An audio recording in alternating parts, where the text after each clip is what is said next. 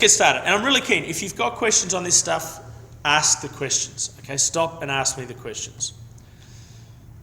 So we're talking about marriage and the extent to which the way relationships have changed and been kept up. Clearly there's no simple definition of what a family groupie is.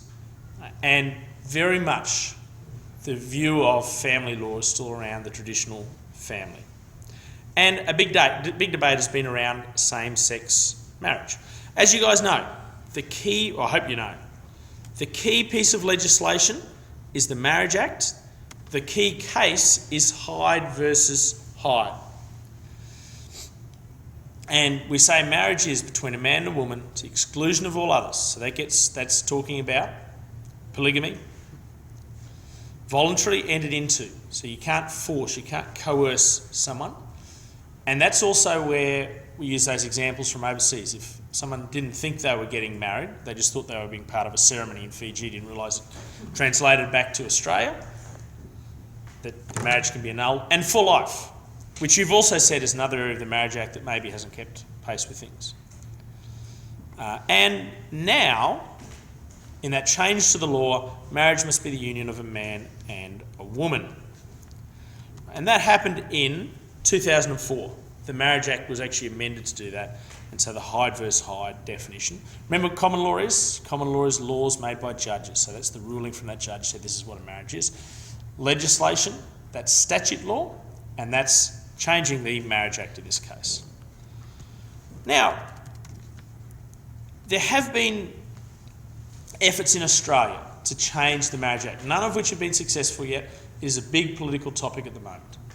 And as we just talked about, the politics around this are that the Liberal Nationalists want a plebiscite, a vote of the people to tell them what to do. Labor wants a parliamentary vote. As way back as 2009, there was a bill that would have changed the Marriage Act. And there have been several bills, they've all been defeated to this part. The case of Kevin was an interesting one, okay, and it looked at what happened in the case of someone who changed gender over time. And this was really interesting because it saw that there was like a movement in the Marriage Act in the way it looked at gender. So this is perhaps an example of the Marriage Act keeping in case, but it wasn't the Act, it was the court rulings that were kept in case. Right. Now, there are places around the world, a lot of places around the world, where same-sex marriage is legal, including over in New Zealand. And we've talked more recently about Ireland, okay? And the 62% vote, which is exactly what you guys came up with, is consistent with the polls that say the general population tends to support same-sex marriage. And so you might have to think about what is this relationship between the population and the laws? To what extent should the laws reflect same-sex marriage? Now, the Marriage Act is interesting though. Even though you potentially could say, well, I'll just go overseas and get married. In Australia, the legislation is very clear. If the marriage wouldn't be recognised in Australia, even if you got married overseas, when you come back, the marriage will not be recognised in Australia. So it doesn't matter where you go to get married. I gave you the example of Penny Taylor, the basketball superstar. She went over and she got married. I believe she got married in the United States. But when she comes back to Australia, she's not treated as being married. A little bit of some of the history of where Australia is. But the big question at the moment is this idea around a plebiscite or a vote of the Parliament. And both sides of Parliament have said they've done it, but because the numbers are so close, they haven't been able to get anything through. And I suspect at the next federal election, which the campaign will start in the next 18 months or so, it'll be a big issue. So, what's the issue of discrimination? I've talked about discrimination and this idea of human rights. And some of you have started to look into them and find some interesting things. So where does this idea of marriage equality fit with the idea of human rights? So I would suggest for your answer that that's going to be really, really important to you.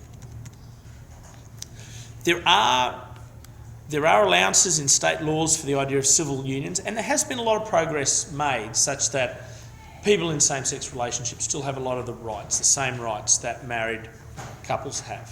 But the campaign still says that's not the same. That's not equality in the Marriage Act. A lot of the concern comes around churches, and that's why perhaps the Ireland vote is one we've talked about a little bit more. Neither a parliamentary vote or a plebiscite has happened in recent times, even though it is the policy of either side of government. So some of the things you might like to think about, right? Should you change the definition of marriage, and how would you do that? Should you legalise adoption? Right? That's a more specific issue around that. Should states be consistent around the idea of civil unions, or is that not enough? Okay. And my feeling is, if you look at the population data, is people say that's not enough. It needs more than that. Right?